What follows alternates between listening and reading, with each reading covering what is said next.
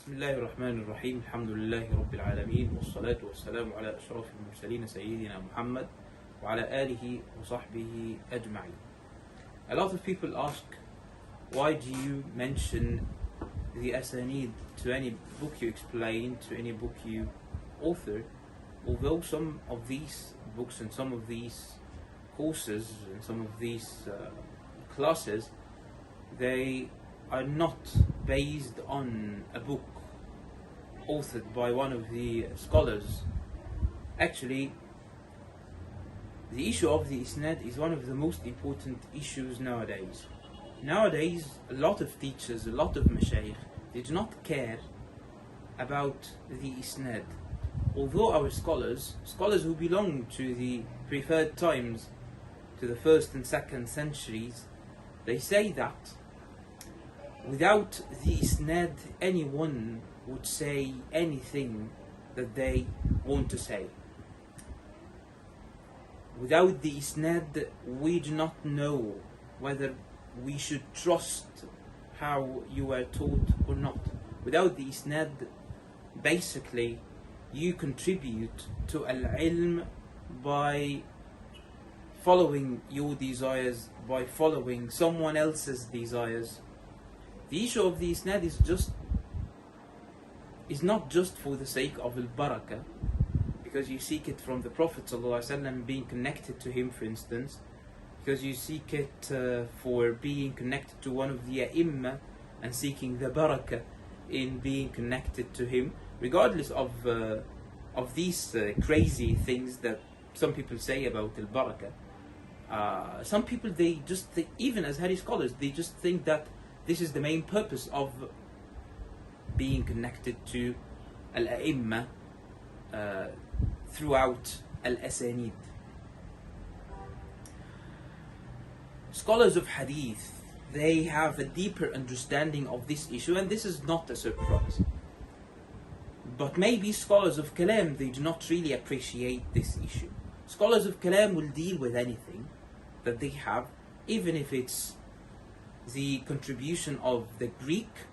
They will respect it and they will rely on it if it's possible. They will use it in refuting the aqidah of philosophers, for instance. They wouldn't care whether they have a connected isnad to Aristotle or to anyone else. They would just consider the ideas, consider the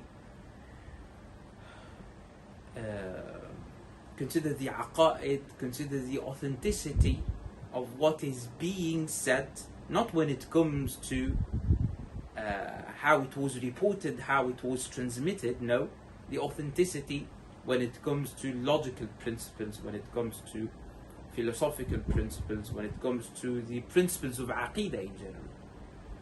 This is a good thing, but in the end, what distinguishes this ummah is that we have a connected isnad to anything.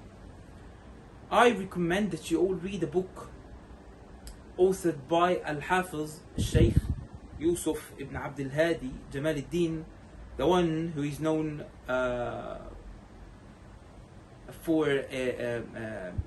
was known as Ibn al-Mibrad, and he authored a lot of books. He died 909, and he has a very good book in which he connects his asanid to everyone. So he says, this is my isnad and this is connected to Allah subhanahu wa ta'ala. This is my isnad and it's connected to Jibreel alayhi salam. This is my isnad and it's connected to the Prophet sallallahu alayhi wa sallam, Abu Bakr as-Siddiq, Umar ibn Khattab, the great ai of the madahib, and so on.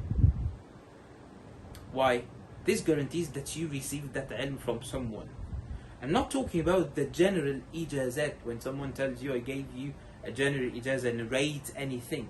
No, I'm talking about studying books with scholars, reading books with the scholars. This benefits you, and one of the benefits that you seek when you do so is that you get connected to the mashayikh. In the Hanbali madhab, we suffer because you see a lot of teachers nowadays, Hanbali teachers, and you go to them and you study with them online and everything, And then you find that they give you an ijaza in Bidayat al-Abid wa Kifayat al-Zahid that goes through people who are not even Hanabila. For instance, I saw an ijaza that goes through the great Hafiz of Al-Sham, Shaykh Muhammad Raghib Tabbakh. The Shaykh was Hanafi, if I remember correctly. Most importantly, he wasn't Hanbali. How do you narrate a book of fiqh without having a Hanbali chain of narrators? This is not just done for the sake of being connected. Being connected will be done whether you are connected by a chain of narrators of Al-Hanabila or of Al-Jinn. It doesn't matter. But being connected in a way that guarantees that you studied this somehow, or that your understanding is somehow authentic. After this, it doesn't guarantee it 100%. It guarantees this to some extent. Imagine if you are deprived of this privilege. This questions your qualifications. Because we think now that you haven't spent time with scholars, enough time to contribute to al-ilm. Maybe you relied on yourself. When you rely on yourself without appreciating the idea of al-isnad, this will result in a chaotic behavior. So for instance, when I see a shaykh, he was claimed to be a shaykh, or he is claimed to be a shaykh. And this man, he teaches al-Muwatta of Imam Malik, according to the relied upon position of the Hanbali madhab. When you see this, you know for sure that he never spent any time studying al-Muwatta. And this is husn al-dhann. This is me thinking good of him.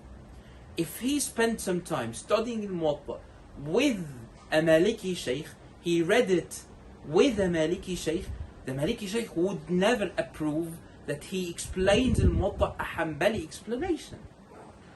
If he spent time reading al-Muwatta with a Hanafi Shaykh, like the riwayah of Muhammad ibn al-Hasan al-Shaybani, for instance, the narration of Muhammad ibn al-Hasan al-Shaybani, and he spent time reading it with a Hanafi Shaykh, the Shaykh would never approve reading al-Muwatta or explaining it according to the Hanbali madhab. There is no 100% guarantee that when you do this, you will be that. However, students, they, in the traditional way of studying al-ilm, and we might dedicate a video to talk about this, in the traditional way of studying al-ilm, they choose their mashayikh and they sometimes choose the books they study. So you are, as a student of knowledge, you are wandering. And you have this universe full of people who claim to be things. And you have the option to join any of them. And you ask a very important question. How do I know whether my shaykh is good or not? This is one of the things that make you know whether your shaykh is good or not. Remember, I say all this, and I studied a lot in Al-Jami' Al-Azhar Al-Sharif, where in a lot of books that I studied, I never received anything because the scholars of Al-Azhar Al-Sharif do not really care about this idea, do not really care about the idea of the isnad. Some of them cared enough to give us ijazat and to authenticate our majalis or our durus together, and some of them didn't even care. That's why I have many of my greatest shuyukh, and I do not have a connected isnad to them, but I made enough effort to compensate that by seeking shuyukh who will approve the idea of al-isnad and how important it is. And that's why whenever I explain a book, whenever I author a book, even when we authored the foundational principles of the Hanbali madhab, a book that I authored, it doesn't go to anyone. It's not from the statements of Ibn Qudam al-Maqdisi radiallahu anhu, for instance. No, but I insisted on showing you the isnad to Al-Imam Ahmad himself, radiyallahu anhu. And let me read this, and I read it with my students in the durus, in the dars, in which we comment on the foundational principles of the Hanbali madhab. In this part of mentioning the isnad, I knew that people would ask these questions, and although I did it in the book, but not all people had the book, so they asked these questions. Why do you mention your isnad in your books, and why do you mention your isnad in durus that in which you didn't rely on a book? So what is the benefit of the isnad? The benefit of the isnad is that it might comfort you a little bit, that it might give you the right idea about who I am. It is one aspect that you need to check when you study with me. You do not just go and study with anyone. You need to know whether this person is trusted or not. This is one thing that might help you. It gives you 15%, 20%, so that you trust me or you do not. In the foundational principles and in the introductory part, when I mentioned the isnad, I said, although I authored this book, I chose to include the chain of narrators to Imam Ahmad in order to convey an important message.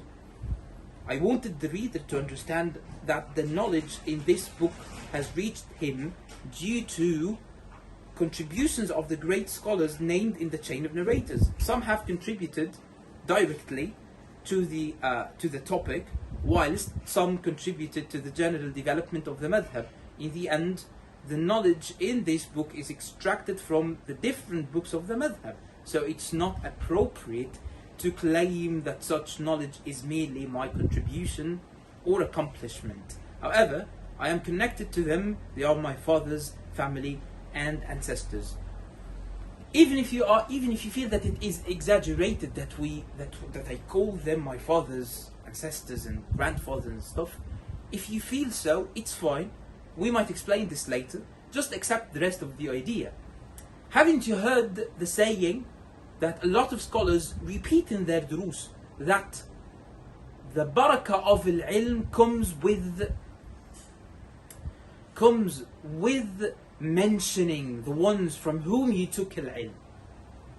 So if your Shaykh taught you something and you just sit in your dars and say, and it is one of my tahqiqat, it's one of my tadqiqat, so something that I reached, that this issue is so and so, and we have to go deeper in analyzing it like that and like this, and your Shaykh is the one who told you about it. This is a reason why you might not have barakah in your ilm. So that's why I mention my asanid to anything that I do. That's why I focus on conveying this message whenever I teach it. I also want my students to be concerned with it in order not to repeat a behavior that we want to avoid, especially as Hanbali scholars, students of knowledge or so. We need to avoid this behavior because it will harm us a lot, because we are few people in this world. If we do not have good, clean asanid, this will be one of the reasons that might lead to the extinction of the Hanbali madhab. We will talk about some of the things that we mentioned in this episode later, inshallah. I will give details on some of these issues, and if you are interested in different topics related to the Hanbali madhab that we can address in YouTube videos, because these are not real durus, this is just for Hanbali people in general to seek guidance in general, that guidance that might not have a lot to do with al-ilm, or even if it has anything to do with al-ilm, we might tackle it if it is urgent to be tackled in YouTube videos. I just want to remind you that these videos are not alternative for studying knowledge with the mashayikh. They might be of some help, yes, but they are not the alternative of studying knowledge, sitting with the mashayikh, reading traditional books. See you inshallah in the next episode. Wallahu ta'ala a'la wa a'lam wa salli lahumma ala sayyidina Muhammadin wa ala alihi wa sahbihi wa sallim. Walhamdulillahi rabbil alameen.